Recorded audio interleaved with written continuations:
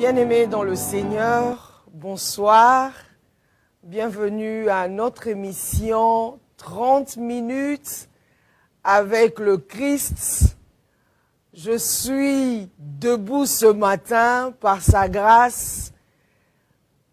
Toi qui me suis ce soir aussi, tu es debout ce soir à cause de sa grâce, à cause de ses bontés, à cause de sa fidélité, à cause de son amour, à cause de sa miséricorde, à cause de sa nature d'amour.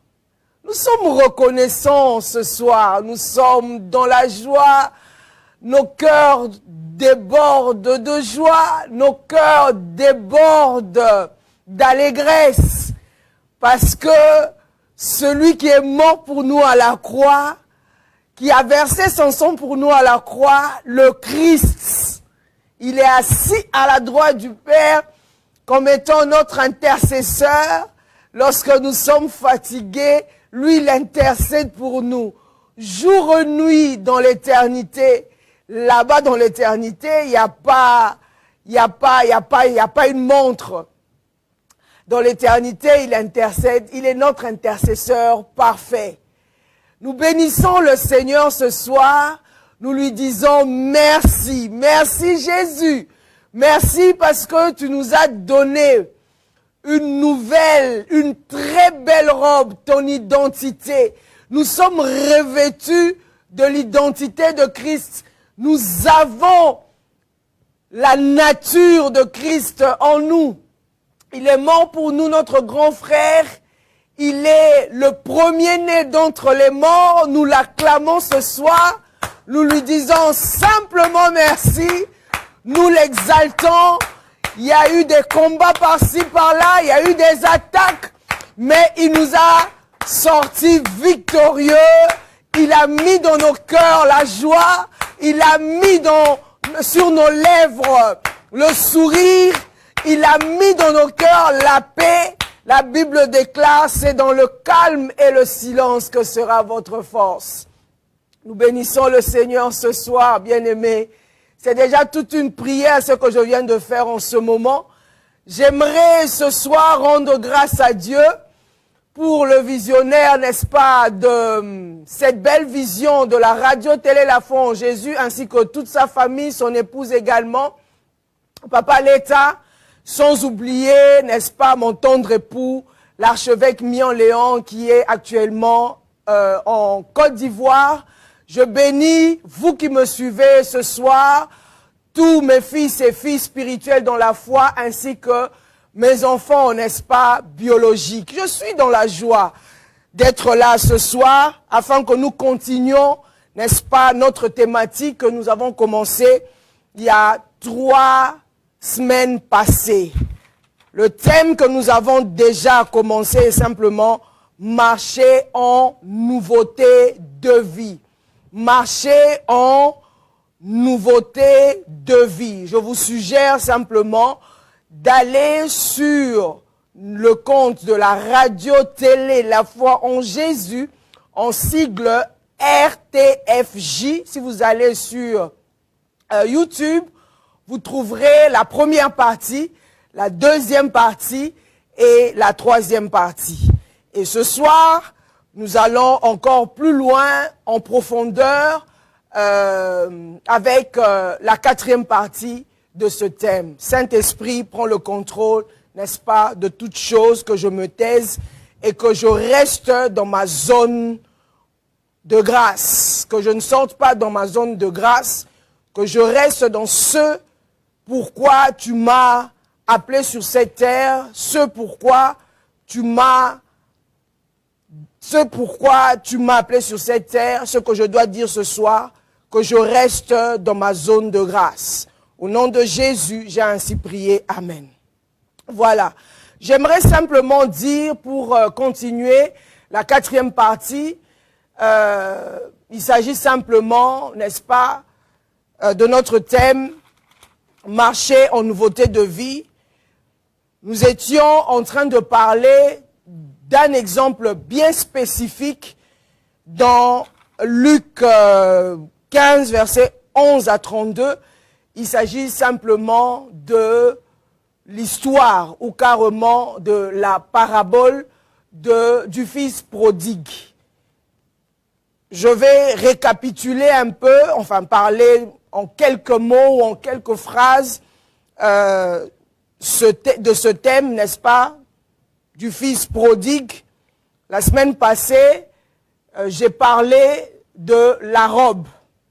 La robe, je l'ai expliqué, le sens de la robe, le sens spirituel de la robe, lorsque le fils prodigue est retourné auprès de son père, il est retourné à la maison. Le fils prodigue est le prototype et simplement l'image de l'homme que tu es, de l'homme que je suis, l'homme avec grand H. L'homme créé à l'image de Dieu et selon la ressemblance de Dieu. Et le père du fils prodigue, c'est simplement Dieu. C'est juste une parabole, c'est symbolique, c'est étymologique.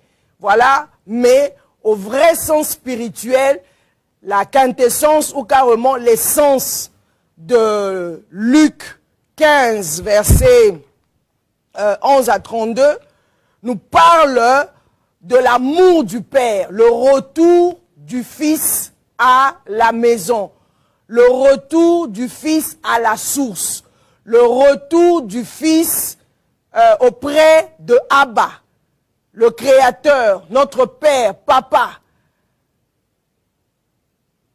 Cet enseignement nous révèle aussi l'amour de Dieu, la nature de Dieu, que Dieu est notre Papa, Dieu est notre Père, Dieu est amour, Dieu ne regarde pas à nos erreurs, Dieu ne regarde pas à nos péchés, Dieu ne se focalise pas à la perte de l'héritage du fils prodigue.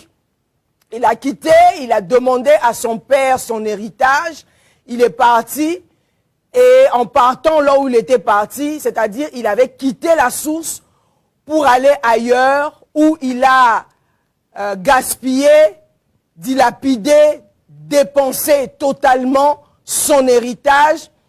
Il s'est donné aux prostituées, il a mangé même la nourriture des pourceaux et à la fin, il a pris conscience de son état, l'état dans lequel il se trouvait. Il n'était pas appelé à rester en dehors de la maison. Il n'était pas appelé à rester hors la source. Donc, il était appelé à rester à la maison, à rester, n'est-ce pas, auprès de son père. Je l'ai illustré en disant que c'est comme un poisson. Un poisson est appelé à rester dans l'eau. Le poisson n'est pas appelé à rester hors de l'eau, mais il est appelé à rester là où Dieu, lors de la création, l'avait mis.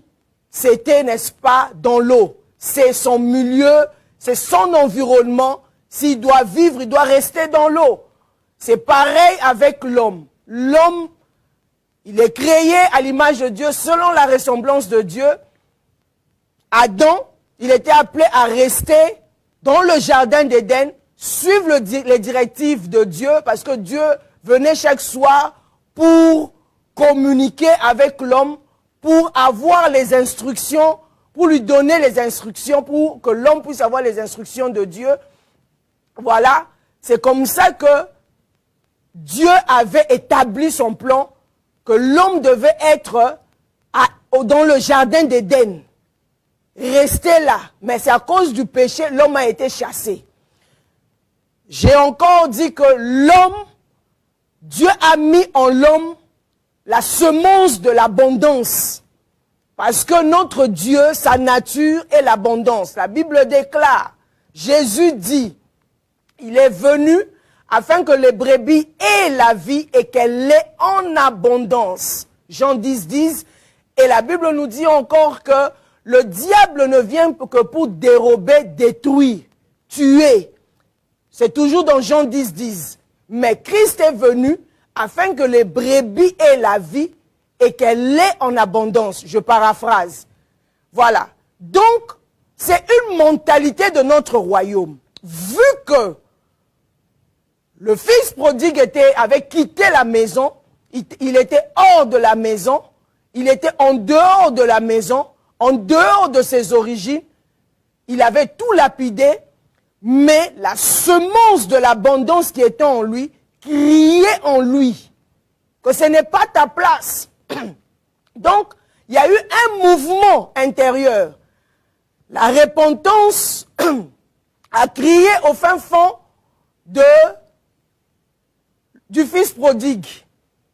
Donc, c'est un mouvement vers Dieu. C'était au fils de faire ce mouvement. La repentance, c'est un mouvement vers Dieu. C'est la prise de conscience. Ce n'est pas seulement le fait de dire carrément que voilà, j'ai mal agi et puis on s'arrête là. Non, c'est un mouvement vers Dieu. Le fils prodigue a pris conscience de son état. La semence de l'abondance a crié et il s'est dit que les serviteurs même qui sont dans la maison de mon père ne manquent de rien. Ils mangent. Donc, je prends maintenant conscience, je dois effectuer un mouvement cinétique. Je dois me déplacer, je dois aller vers le Père. Et le Père n'était pas allé vers le Fils parce que lui-même en tant que Père, en tant que Créateur, il sait ce qu'il a déposé, n'est-ce pas, en l'homme. Comme la Bible dit, que Dieu a mis en l'homme la pensée de l'éternité. En tout homme, il y a la pensée, n'est-ce pas, de l'éternité. Même le fou, c'est étudié scientifiquement, à un certain moment, le fou devient, même 1 minute, 2 minutes, devient normal. Donc, en tout homme, Dieu a mis en l'homme cette pensée de l'éternité, cette pensée de l'abondance. C'est-à-dire, lorsque une personne perd la direction ou prend un autre chemin, en dehors de ce pourquoi Dieu l'a appelé, une personne consciente ne sera jamais en paix. Donc, la pensée de Dieu criera à un moment donné dans la vie de cette personne. Parce que Dieu a mis ça en l'homme. Dieu a mis en l'homme son esprit. Dans son esprit, il y a cette pensée de l'éternité. Il y a la pensée de l'abondance. Il n'y a pas la pensée de la médiocrité. Quel que soit l'état d'un homme, il arrive un moment à un homme de prendre ne fût-ce qu'une petite conscience parce qu'en l'homme, il y a l'esprit. Ce sont les animaux, n'est-ce pas, qui ont l'âme. Les animaux n'ont pas l'esprit, c'est-à-dire l'esprit. Les animaux ont l'âme, mais en l'homme, il y a l'esprit, il y a la partie de Dieu. Dieu a créé l'homme comme ça. C'est-à-dire, c'est un mystère que Dieu a placé en l'homme. Donc, le fils prodigue est retourné à la maison, l'homme, grand H, est retourné à la maison, et qu'est-ce que le père fait? Il donne l'ordre à ses serviteurs d'aller habiller, d'aller revêtir son fils d'une très belle robe. La Bible ne parle même pas d'une robe simple, mais la Bible nous dit, revêtez mon fils. Il a donné un ordre, c'est à l'impératif. N'est-ce pas, lorsqu'on lit Jean 15, verset 22, la Bible dit, mais le Père dit à ses serviteurs, apportez vite la plus belle robe et revêtez-le. Mettez-lui un anneau au doigt, des souliers aux pieds. Apportez vite la plus belle robe. Ça a été un ordre, c'est à l'impératif. Apportez vite. Il donne l'ordre d'apporter le plus vite possible, la plus belle robe et de revêtir, n'est-ce pas, le fils. Un autre point que j'ai parlé la semaine passée, dont j'ai parlé la semaine passée, j'ai parlé, n'est-ce pas, de la mentalité du royaume, la mentalité de Dieu. Dieu ne regarde pas aux erreurs que nous avons commises dans le monde. Il ne regarde pas à ça. Son souci est que nous retournions à la maison. Le plus grand désir de Dieu, c'est de voir l'homme retourner à la maison, revenir à la maison. Donc, le fils retourne à la maison, le père donne l'ordre à ses serviteurs de revêtir son fils de la plus belle robe. Et j'ai dit, la plus belle robe est la nouvelle identité que nous avons, n'est-ce pas, en Christ. Dieu ne regarde pas nos erreurs. Dieu ne regarde pas nos passés. Dieu ne regarde pas, n'est-ce pas, à ce que nous avons commis dans le monde. Il ne regarde pas à ça. La preuve en est que lorsqu'on fait les études même dans l'Ancien Testament, Dieu, les yeux de Dieu ne regardent même pas, à cause de sa sainteté, les yeux de Dieu ne voient pas nos péchés, ne voient pas l'iniquité, parce que Dieu est saint. Dans l'Ancien Testament, là où il y avait le sacrificateur, et il y avait, n'est-ce pas, le propitiatoire, il y avait le sang. Donc, au moment où il y avait le jugement, au moment où Dieu devait bénir le peuple d'Israël, Dieu regardait le propitiatoire, il regardait le sang. Il voyait que le sang sacrifié, les animaux, le sang des animaux sacrifiés, il ne voyait pas le péché. Parce que le peuple d'Israël faisait des sacrifices pour être béni. Les yeux de Dieu, comme dit la Bible, les yeux de Dieu ne voient pas nos iniquités, ne voient pas nos péchés. J'ai dit la semaine passée, j'aurai le temps, dans des prochains mois ou prochaines, je dirais, émissions, d'expliquer comment la création est gérée, comment la création est légiférée par les lois divines, par les principes divins. Comment la création est dirigée, contrôlée par les lois divines, par les principes divins. Ça, c'est une autre paire de manches. Donc, Dieu, dans sa sainteté, je parle de la sainteté de Dieu. Je ne parle pas maintenant de l'amour de Dieu. Je parle parce que Dieu a des attributs. Dieu a, sa nature, c'est l'amour, mais il a aussi des attributs. À cause de la justice de Dieu, à cause de la sainteté de Dieu. Ça, c'est la nature de Dieu. La sainteté de Dieu ne peut pas voir le péché. C'est impossible. Voilà pourquoi, pour que l'homme se réconcilie avec Dieu, se réconcilie avec son Créateur, il fallait le sang. C'est un principe divin. Donc, il n'y avait que le sang de Jésus qui pouvait sauver l'homme, le sang sans péché. Lorsque Dieu voit le sang, c'est-à-dire ses yeux maintenant ne voient pas l'iniquité, ses yeux ne voient pas le péché.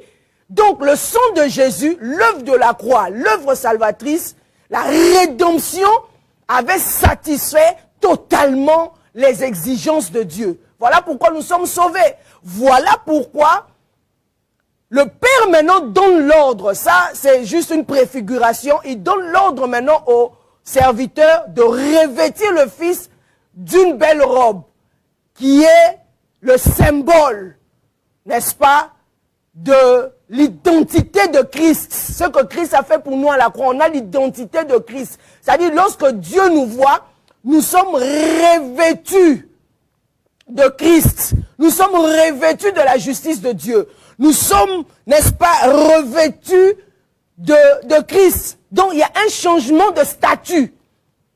À cause de Christ, nous sommes enfants de Dieu. À cause de Christ, nous avons été adoptés. Nous faisons partie du royaume, n'est-ce pas, de Dieu. Nous sommes devenus fils et filles de Dieu, enfants de Dieu. À cause de Christ. Donc, lorsque le Fils est retourné à la maison, Dieu n'a pas regardé à ses erreurs. Dieu n'a pas regardé à son passé. Dieu n'a pas regardé à sa honte. Le Père n'a pas regardé à ce que son Fils avait fait, à ce que son Fils avait délapidé. à ce que son fils avait dilapidé, il a tout dépensé, il a tout gaspillé. Mais il regardait à son amour, il regardait à ce que son fils est retourné à la maison, il regardait à ce que, voilà, mon fils était perdu, il est retourné à la maison, il est rentré à la maison, il a tout dilapidé, oui, il a tout dépensé, il a gaspillé, ça m'intéresse pas, parce que je suis dans l'abondance, j'ai tout créé, tout a été créé par moi et pour moi, c'est moi qui ai le bâton de commandement. Tout ce qui s'y trouve dans la nature, ça m'appartient. Dans mon royaume existe, n'est-ce pas, le principe de l'abondance. Je vis dans l'abondance. Voilà pourquoi même la Bible dit dans Jean, la Bible dit que, voilà, je souhaite à ce que vous prospérez à tous égards, comme prospère l'état de ton âme. On ne parle pas et que vous soyez en bonne santé. Dans notre royaume, c'est l'abondance. Dans notre royaume, c'est la prospérité. Dans notre royaume, c'est le progrès. Dans notre royaume, c'est l'évolution. Dans notre royaume, il n'y a pas de régression. Dans notre royaume, c'est la victoire. Dans notre royaume, c'est la paix. Dans notre royaume, il y a la justice. Donc, le père était, n'est-ce pas, dans la joie de voir son fils retourner à la maison. Donc, lorsque le père voyait le fils, il voyait le revêtement de la plus belle robe. Il voyait le Christ. Lorsque le père nous voit, il voit le Christ. Il ne nous voit pas. Bien-aimés dans le Seigneur. Le père voit, n'est-ce pas, le Christ. Nous avons été ensevelis avec lui. Nous sommes ressuscités avec lui. Nous avons la victoire. Nous avons la vie de Christ en nous. Dieu nous voit comme étant son fils. Donc, le fils est retourné, le fils a été revêtu de la plus belle robe qui est, n'est-ce pas, une nouvelle identité. Marcher en nouveauté de vie, je l'ai dit, c'est accepter d'être restauré, n'est-ce pas, intérieurement. Donc, Dieu n'a pas défini le fils par son passé, mais il retrouve sa dignité de fils. Et le deuxième élément que le Père, donc on va continuer, le Père a donné, c'était juste, j'étais en train de récapituler, n'est-ce pas, ce que j'ai dit les deux semaines passées. Donc le deuxième point, je parlerai, n'est-ce pas, de l'anneau, puisque le Père lui a donné 3 éléments. Il a dit à ses serviteurs, apportez vite la plus belle robe et revêtez-le, mettez-lui un anneau au doigt et des souliers aux pieds. Donc je parlerai, n'est-ce pas, ce soir de l'anneau. Le sens de l'anneau. Mais j'aimerais que, bien-aimé dans le Seigneur, ce qui me vient à l'esprit, par rapport à la plus belle robe, j'aimerais que tu prennes conscience de ton état. Ne regarde pas à ton échec ou à tes échecs. Ne regarde pas à la honte que tu vis actuellement. Ça, c'est la mentalité du monde. Que tu es en train de voir que non, j'ai aujourd'hui 60 ans, j'ai 50 ans, j'ai 45 ans, j'ai 30 ans. Ne regarde pas à ton âge. Tu es sur cette terre des hommes, c'est vrai. Sur la terre, ici-bas, la terre, il y a, n'est-ce pas, nous vivons le chronos, nous vivons le temps. Ça, c'est vrai. Dieu a mis les saisons. Ça, c'est vrai. Les jours sont en train de passer. Mais Dieu est capable de rétablir ta vie, même en une journée. Ceux qui se croient qu'ils sont déjà arrivés ne regardent même pas eux, c'est leur problème. Mais toi, regarde à ta vie. Regarde à ce que tu es retourné à la maison et que tu es revêtu de Christ. Tu as une nouvelle identité. Tu as l'identité de Christ. Tu es restauré. La restauration doit commencer dans ton plus fort intérieur. Doit commencer au niveau de ton âme. Doit commencer au niveau de ta mentalité. Ta manière de voir les choses. Ta manière de réfléchir. Tu dois réfléchir comme Christ réfléchissait lorsqu'il était sur la terre. Christ n'a jamais été pessimiste, quels que soient les problèmes qui se présentaient devant lui.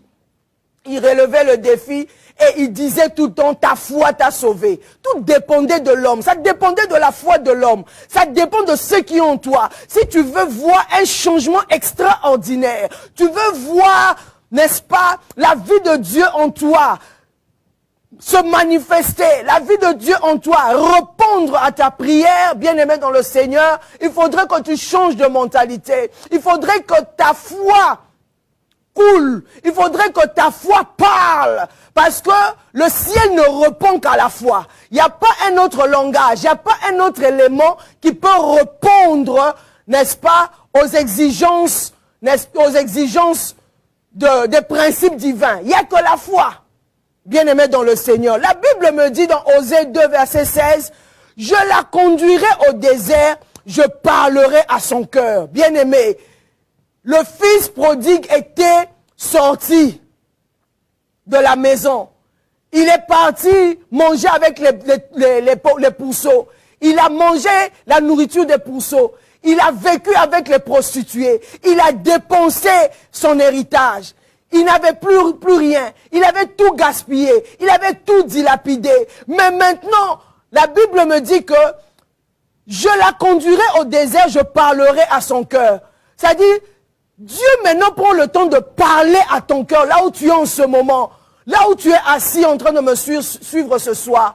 Là où tu es en ce moment, quelle que soit ta position, depuis ta position là où tu es.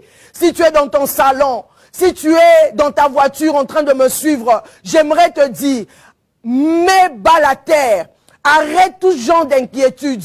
Dis-toi que le Seigneur veut te parler. Le désert dans lequel tu te trouves actuellement, tu te trouves dans des moments difficiles, quel que soit ton désert, c'est parce que Dieu veut te parler. Dieu veut changer les choses, n'est-ce pas, dans ta vie. Entre dans la présence de Dieu. Tu es déjà dans la maison, retourne à la maison. Dieu veut te parler. Le désert que tu es en train de passer en ce moment, c'est parce que Dieu veut parler, n'est-ce pas, à ton cœur. Au nom de Jésus, au nom de Jésus, le lieu de désert, bien-aimé dans le Seigneur, c'est le lieu du retour, c'est le lieu du cœur brisé, c'est le lieu de la restauration. Dieu veut restaurer ton cœur. Au nom puissant de Jésus, tu vas faire cette prière avec moi. Seigneur, me voici devant toi, tel que je suis. Tu connais mes pertes, tu connais mes fautes, tu connais mes fatigues, tu connais mes combats cachés. Parle à mon cœur comme le Père du Fils prodigue. Au nom de Jésus, fais taire les voix de condamnation. Que la grâce soit plus forte que mon passé.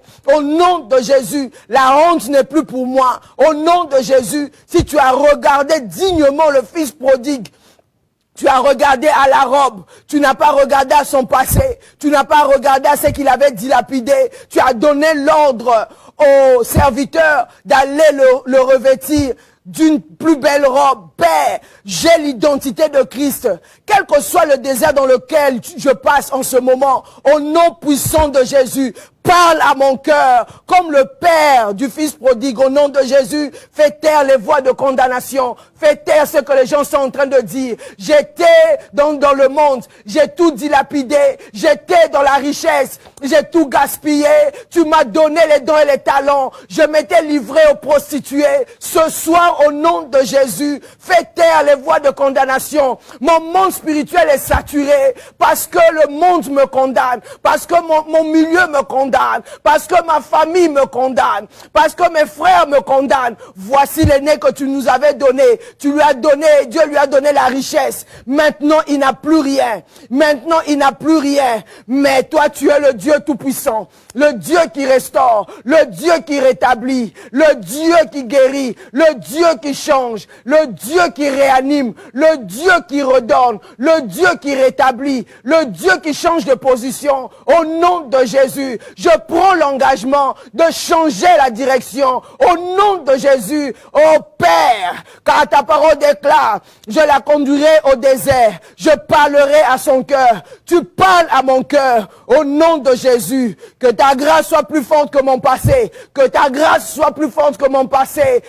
Mon passé, papa, j'étais dans des boîtes de nuit, j'étais dans le vol, j'étais dans le mensonge, j'étais, dis avec moi, parle là où tu es, tu connais ta vie mieux que moi-même, faut parler, parle, j'étais dans le mensonge au nom de Jésus, que ta grâce soit plus forte que mon passé, que ta grâce soit plus forte que mon passé, que le revêtement de Christ parle plus fort que mon passé, que l'œuvre de la croix parle plus fort que mon passé, que le sang de Jésus qui a été versé à la croix, signe de la nouvelle alliance, parle plus fort que mon passé. Au nom de Jésus, toute langue qui se lève contre moi en justice, ce soir, Père, je la condamne au nom de Jésus. Langue de condamnation. Mon monde est saturé de condamnation, saturé d'injustice, saturé d'injures, saturé de moquerie, saturé de honte. Oh Père, au nom de Jésus, que ce monde, que mon ciel Seigneur reste ouvert.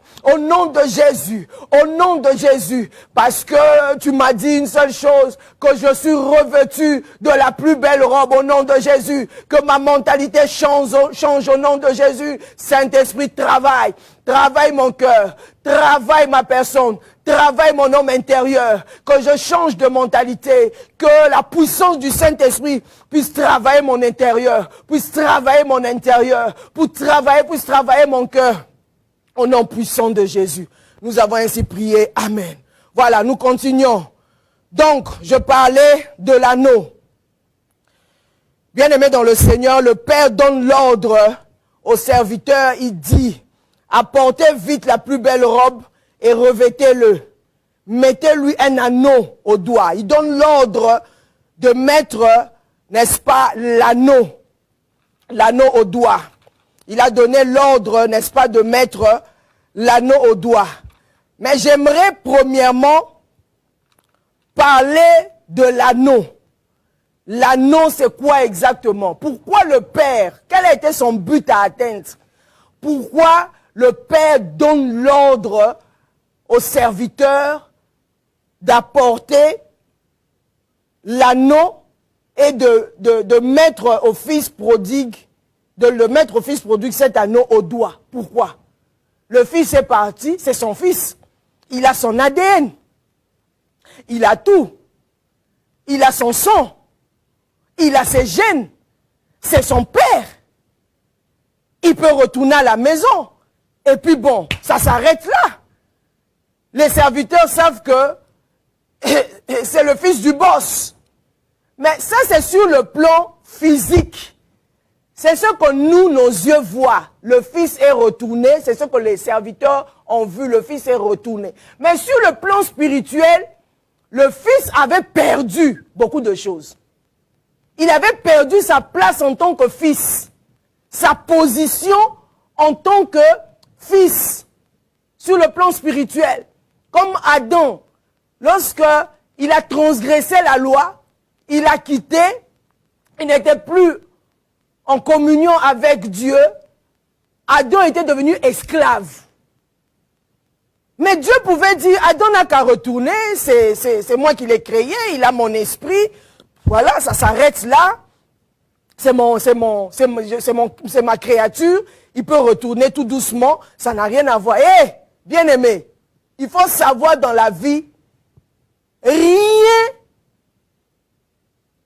qui se passe sur cette terre n'a aucune conséquence sur le plan spirituel. C'est faux. Tout ce que l'homme fait, même un petit geste, même un iota, il y a toujours des répercussions dans le règne de l'esprit. Soit, c'est un gain pour vous, vous avez gain de cause, soit, vous perdez dans le règne de l'esprit. Tout geste que l'homme pose sur cette terre, sur le plan prophétique, consciemment ou inconsciemment, tous les choix que nous faisons, il y a toujours des conséquences dans le règne de l'esprit qui se manifestent dans le règne physique. Voilà pourquoi la Bible dit, ce que l'homme aura semé, il le moissonnera. Si ce n'est pas dans ce siècle présent, ça sera dans le siècle à venir. Si ce que vous faites aujourd'hui, vous, en tant que père, en tant que mère, ou en tant que jeune fille actuellement, vous faites le BBL, c'est très bien, vous êtes belle, tout le monde vous voit, c'est pour attirer les hommes, c'est bien. C'est un exemple que je donne, oui. Soyons clairs, soyons vrais. Tout le monde vous voit, vous avez 30 ans, 40 ans.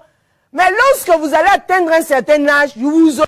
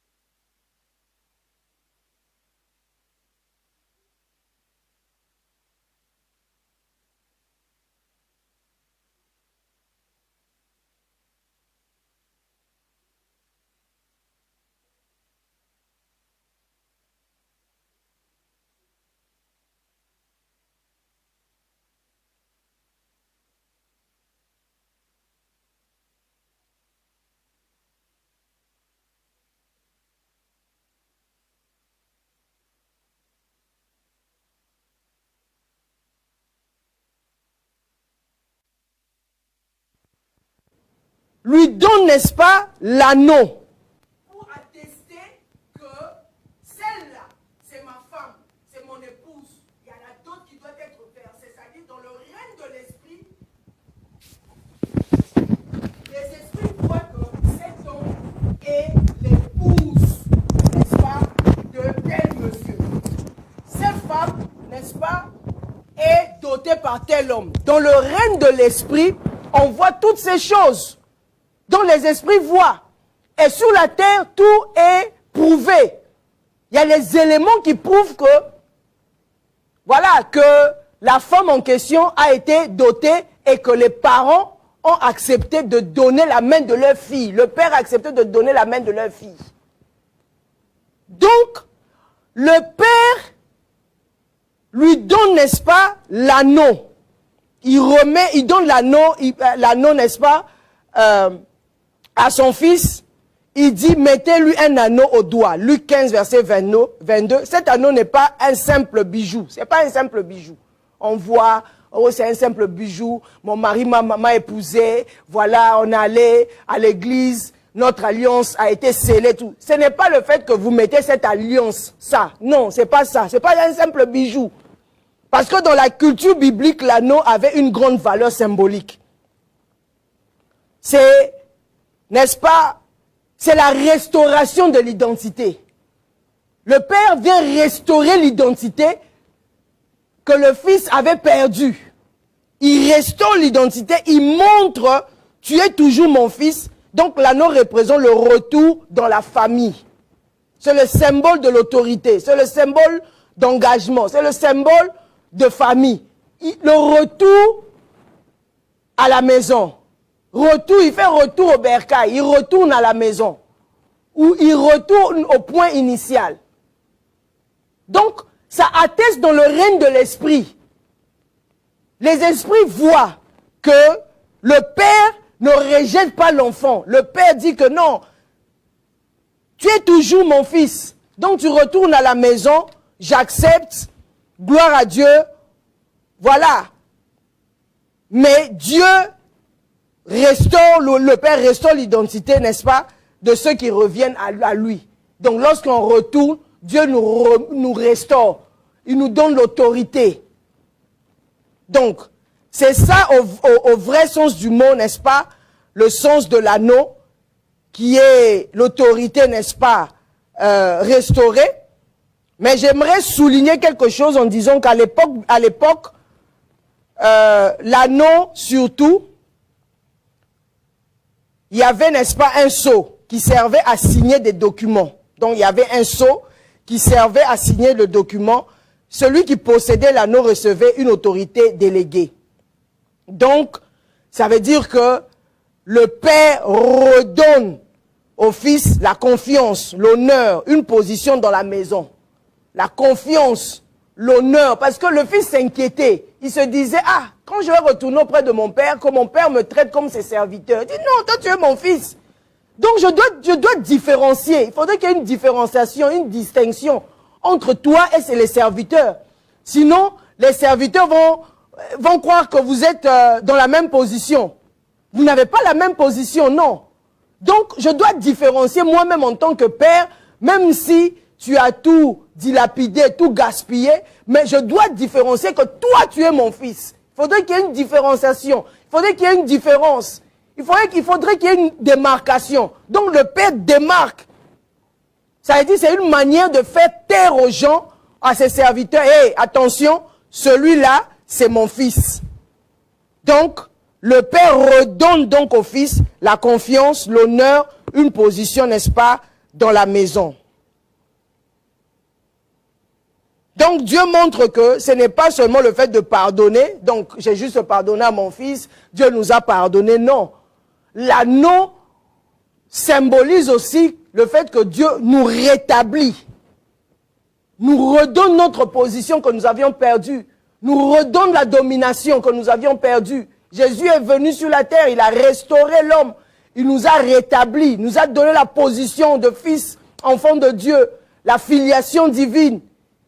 Il ne s'est pas arrêté là, il nous a redonné la domination que nous avions perdue, que Adam avait donné, que Adam, avait perdu lorsqu'il avait péché.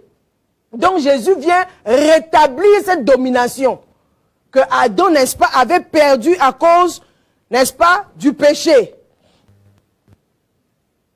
Je m'en vais, n'est-ce pas, à la fin de mon message, mais j'aimerais que nous puissions prier. Nous allons continuer, n'est-ce pas, la fois prochaine, surtout sur l'anneau, bien expliqué, n'est-ce pas, l'anneau. On va faire une prière de restauration de l'identité. La Bible déclare dans Zacharie 3, verset 4, « Ôtez-lui les vêtements sales. » Et la Bible dit, je paraphrase, « Je t'enlève ton iniquité et je te revêts d'habits de fête. » Ôtez-lui des vêtements sales. Zacharie 3, verset 4.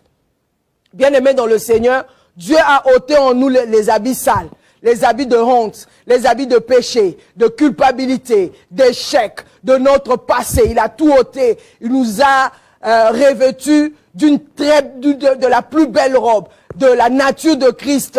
Il a déposé en nous encore son esprit, le Saint-Esprit. Il ne s'est pas arrêté là. Et la Bible dit, Je t'enlève ton iniquité et je te revêts d'habits de fête. Nous avons l'habit de fête.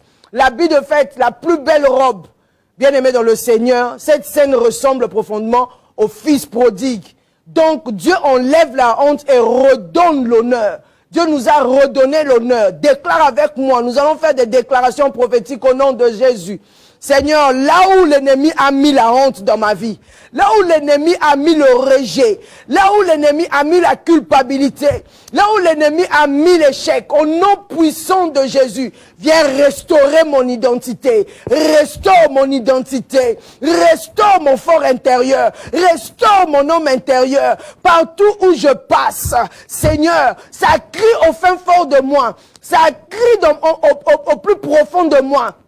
Quand je suis rejeté, je vis dans la culpabilité, je vis dans l'échec, au nom de Jésus, au nom de Jésus, au nom de Jésus.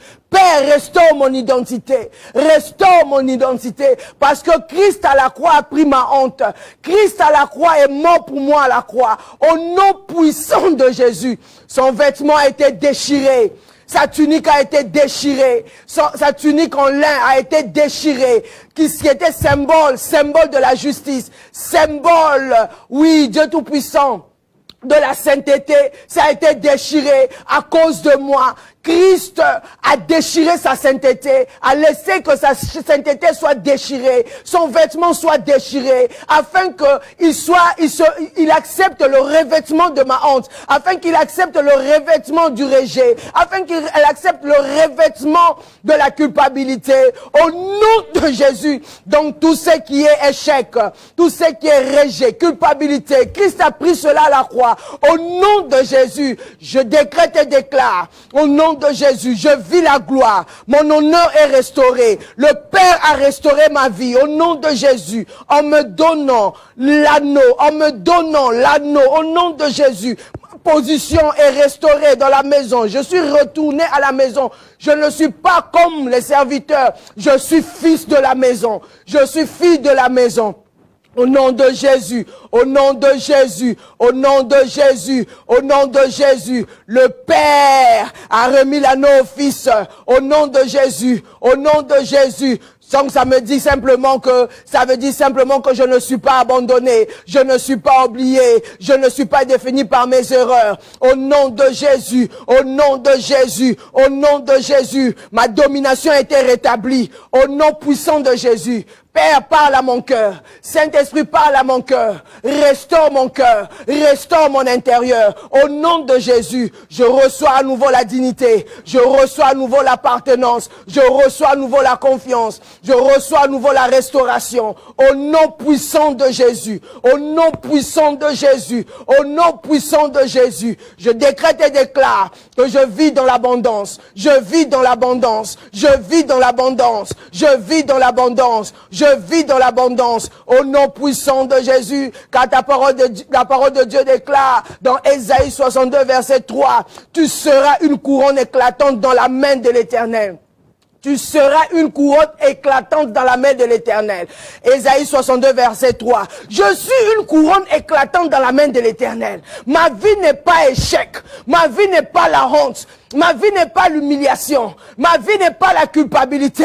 Parce que Ésaïe 62, 3 me dit, tu seras la couronne éclatante dans la main de l'Éternel. Je suis une couronne éclatante dans la main de l'Éternel. Je suis façonné par le Christ. Je suis revêtu par de Christ. Au nom de Jésus, j'ai l'anneau. J'ai l'autorité. Au nom puissant de Jésus. Au nom puissant de Jésus. Dieu ne voit pas mes ruines. Dieu ne voit pas seulement mes ruines au nom de Jésus. Il voit ce qu'il peut reconstruire. Il y a encore en moi quelque chose que Dieu peut reconstruire. Il y a encore en moi quelque chose que Dieu peut reconstruire. Il y a encore un reste en moi que Dieu peut reconstruire. Même dans la ruine, Dieu peut me relever. Même dans le rejet, Dieu peut me relever. Même dans la culpabilité, Dieu peut me relever. Même dans les dires des hommes, Dieu peut me relever. Même dans la condamnation, Dieu peut me relever. Parce que Christ a payé le prix à la croix pour moi. Au nom de Jésus. Au nom de Jésus. Au nom de Jésus. Au nom de Jésus. Seigneur, tu vois, Seigneur, ce que tu peux faire dans ma vie, ce que tu peux faire dans la vie de mon frère, ce que tu peux faire dans la vie de ma soeur. Là où il y a la ruine, Seigneur, tu peux rebâtir. Là où il y a la ruine, tu peux rebâtir. Là où, papa, l'homme a détruit, là où le monde a détruit à cause du péché, parce que dans la maison de mon père, il y a l'abondance, il y a la mentalité de l'abondance. Ma mentalité change. Je ne vis plus dans le manque.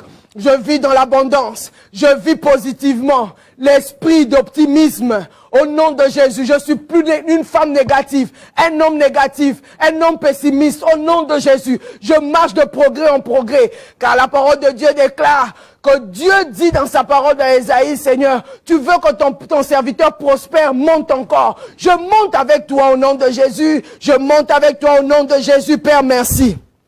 Merci, papa. Merci pour l'anneau. Merci pour l'autorité que tu m'as donnée. Car tu dis, Seigneur Dieu Tout-Puissant, tu m'as donné l'autorité de marcher sur les serpents, les scorpions, toute puissance de l'ennemi. Rien ne pourra me nuire. Rien ne pourra me nuire. Tu m'as donné l'autorité. Oh Dieu, toute puissance qui s'élève contre moi, toute parole qui a été déjà décrétée, déclarée, lancée dans le règne de l'esprit pour nuire à ma vie, à cause de l'anneau, à cause de l'autorité que tu m'as donnée, que tu m'as conférée, je détruis cela car tu as tout, Seigneur Dieu Tout-Puissant, créé par la parole. Et tu as dit dans ta parole que tu as mis ta parole au-dessus de ta renommée. Laisse que ta parole crie dans le règne de l'esprit. Laisse que ta parole crie dans le règne de l'esprit. Laisse que ta parole crie dans le règne de l'esprit. Laisse que ta parole crie dans le règne de l'esprit. La parole de la restauration. La parole que je suis à toi. La parole que je suis fils de Dieu. La parole que j'ai été racheté par le Christ. La parole que je suis revêtu de la plus belle robe. La parole que tu as mis en moi l'anneau au nom de Jésus-Christ de Nazareth. Oh Seigneur, afin que mon ciel soit toujours ouvert, afin que le ciel de mon frère qui me suit soit toujours ouvert, au nom puissant de Jésus, je marche tête haute et je déclare l'échec dans le camp de mes ennemis, l'échec dans le camp de mes ennemis, l'échec dans le camp de tous ceux qui s'élèvent, au nom puissant de Jésus. Père, merci. Saint-Esprit, je recommande mon frère et ma soeur ce soir. Toi qui travailles en nous. Toi qui restaure notre homme intérieur. Toi qui restaure nos âmes. C'est que l'ennemi a détruit dans notre fort intérieur. A pu occasionner même des maladies. Saint-Esprit, le restaurateur des brèches. Restaure mon intérieur. Restaure ma santé. Je décrète et déclare la santé. Je décrète et déclare la guérison instantanée de la vie de toute personne qui me suit en ce moment. Tout ce que l'ennemi a pu détruire, gaspiller dans la vie de mon frère, ma soeur, Seigneur. Lorsque le fils prodigue était parti, il est retourné à la maison, main vide. Au nom de Jésus. Mais nous savons une seule chose. Dans la maison de notre Père, il y a l'abondance. Tu as dit dans ta parole, je souhaite à ce que tu prospères à tous égards et que tu sois en bonne santé. Au nom de Jésus.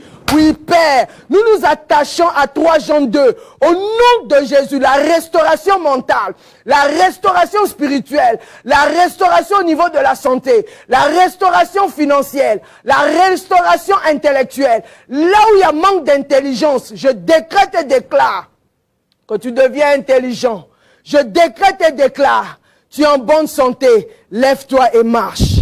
Au nom de Jésus, nous avons ainsi prié. Amen. Voilà, bien-aimés dans le Seigneur, nous rendons grâce à Dieu pour ce soir. Nous avons été fortement bénis ce soir.